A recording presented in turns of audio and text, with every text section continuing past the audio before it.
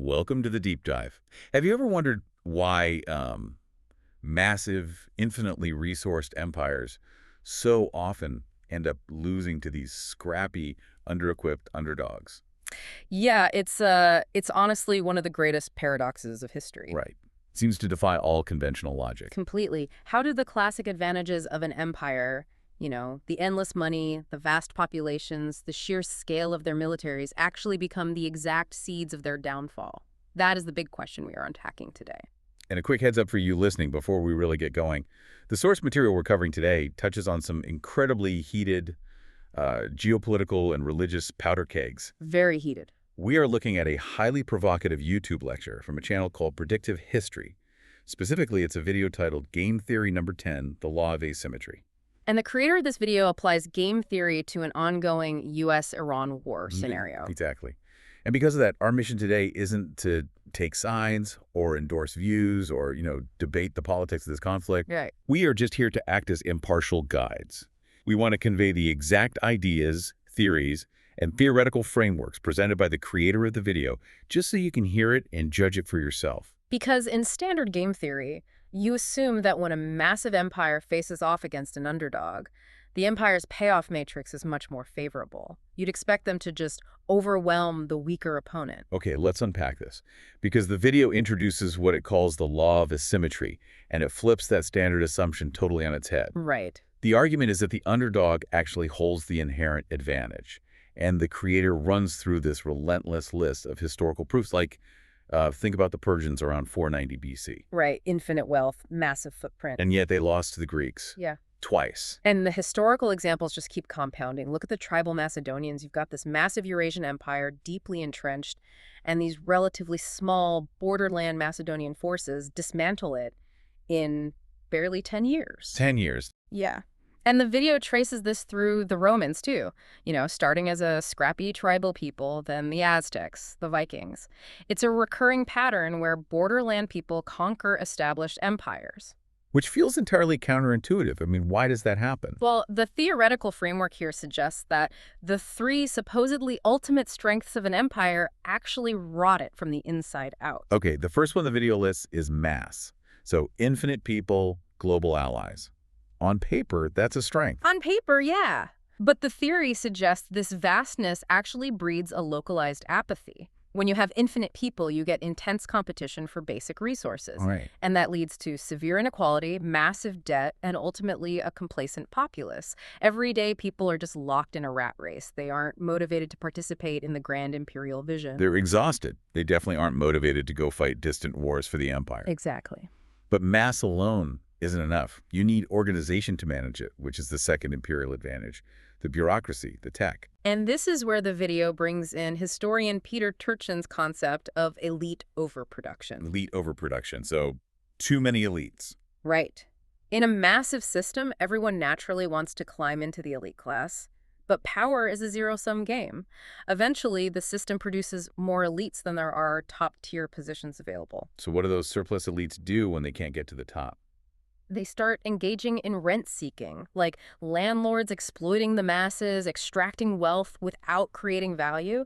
It leads to vicious factionalism. Infighting. Yeah, the empire becomes totally insular. The leadership only cares about internal political blood sports, and they lose touch with external reality. Wow. Okay, but surely the third advantage, the ability to absorb death and losses, has to be a real strength. If an empire can afford to lose multiple wars, how is that a negative? Because it breeds hubris. If you don't face total annihilation from losing a campaign, your pain threshold is too high to force any real institutional learning. Oh, I see. You become blind to your own arrogance. You just repeat the same disastrous, expensive mistakes because there is no evolutionary pressure to adapt. That perfectly sets up how the video pivots. It takes this ancient dynamic and applies it directly to the modern United States, identifying three specific American illusions. Starting with technology. Right. The U.S. has the most advanced weaponry ever. B-2 bombers, precision satellites. But the lecture uses this brilliant, super relatable analogy here. Think about students using ChatGPT. Oh, right. Having an AI doesn't make the students smarter. It makes them lazy because they literally stop thinking for themselves. So the military establishment experiences that same atrophy. Precisely. They become completely dependent on advanced tech. The default attitude is, if we get gone down, we'll just push a button and send in a drone. It hampers on the ground innovation and resilience. That makes total sense. And the second illusion is propaganda. The U.S. basically controls the global information landscape. The New York Times, CNN, YouTube. You'd assume controlling the narrative is a huge advantage. You would assume that. But the fatal flaw is that censoring dissent completely kills rigorous internal debate. Right, you need people to push back. Yes. If the elite class simply silences anyone who points out a strategy is failing, they trap themselves in an echo chamber. The video literally says the leadership ends up drinking their own Kool-Aid. Because the lower ranks are too terrified to report the actual truth. Exactly. Which brings us to the final illusion, money. The U.S. has the global reserve currency, the infinite dollar printer. Right, they can just bribe militias and fund mercenaries forever. But throwing fiat currency at a conflict ignores basic human nature. When you bribe mercenaries, you aren't attracting fiercely motivated fighters. You attract hustlers. People who just want to scam the government. Yeah, they don't care about your objectives. Relying on them is a massive structural liability. So stripping away the tech, the propaganda, and the money, the lecture identifies 3 fatal core weaknesses for the U.S. in this specific Iran war scenario. Right, what are they? Number 1, a total lack of political will from the public. Number 2, massive manufacturing and logistics issues. The source points out that factories were shipped to China decades ago, leaving a real lack of capacity to make basic munitions. Artillery shells, things like that. Exactly. And number 3, a sheer inability to accept casualties. Soldiers returning in coffins would spark Vietnam-era protests almost immediately.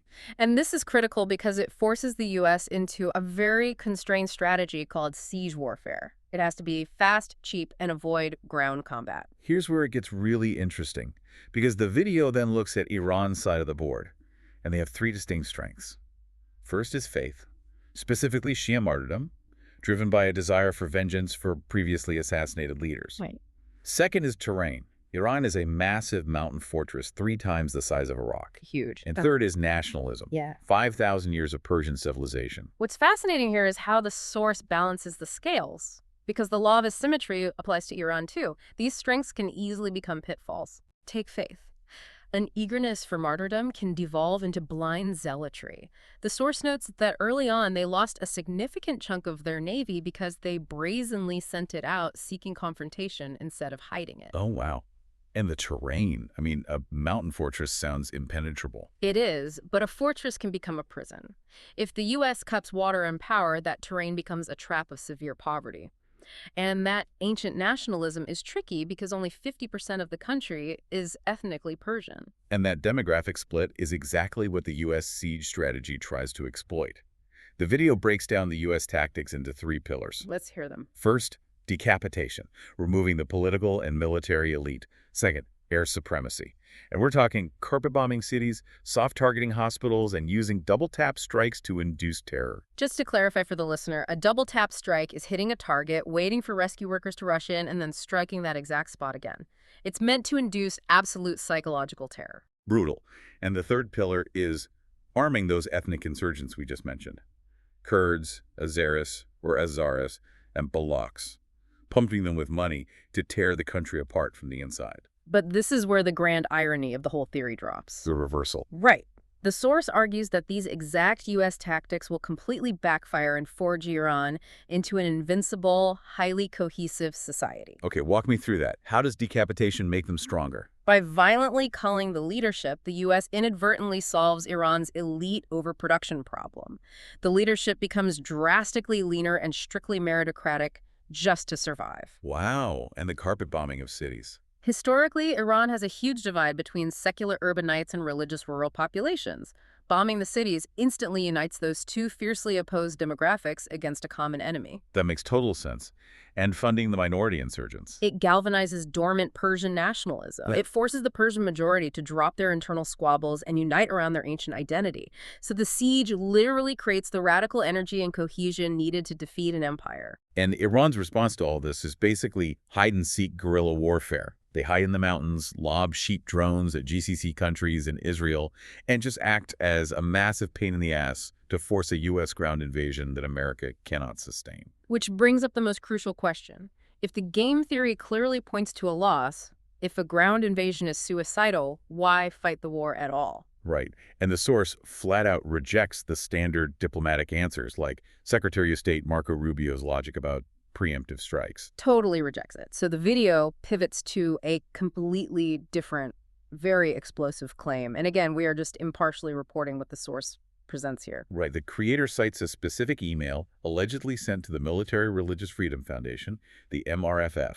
This was sent by a non-commissioned officer representing 15 troops, including Christians, a Jewish soldier, and a Muslim soldier. And what this NCO claimed in the email is staggering. According to the source, a commander told these troops that the war was part of God's divine plan. The commander referenced the Book of Revelation, talked about Armageddon, and claimed President Trump was anointed by Jesus to light the signal fire in Iran.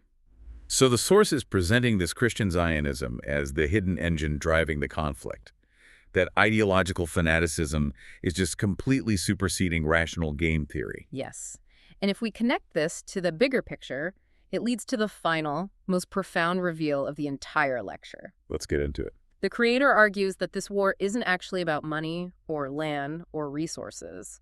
The ultimate currency of power in this world is human consciousness and attention. Attention. Yes. The source claims this is actually a war for the soul of humanity, aiming to control the collective consciousness that creates reality itself.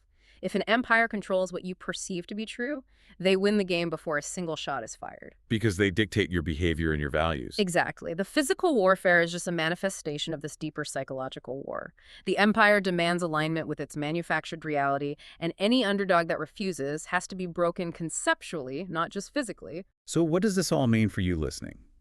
The law of asymmetry proves that staying scrappy, being willing to learn from your mistakes, and staying united with your community is always more powerful than just relying on massive, complacent resources. Absolutely. Having the biggest advantage on paper often breeds the exact arrogance that blinds you. I think the real takeaway here is the vital need for critical thinking. In a world where massive institutions are drinking their own Kool-Aid, questioning our own assumed advantages is our greatest defense. That's a lot to process. Yeah. And it leaves us with one final, lingering thought to mull over, inspired by that massive twist about attention. Yeah. If human attention and consciousness truly are the ultimate prizes that dictate reality, as the source claims, how much of your own daily attention is being quietly captured and controlled by the subtle wars fought on the digital platforms and apps you use right now? That is a very unsettling question. Thanks for joining us on this deep dive. We'll catch you next time.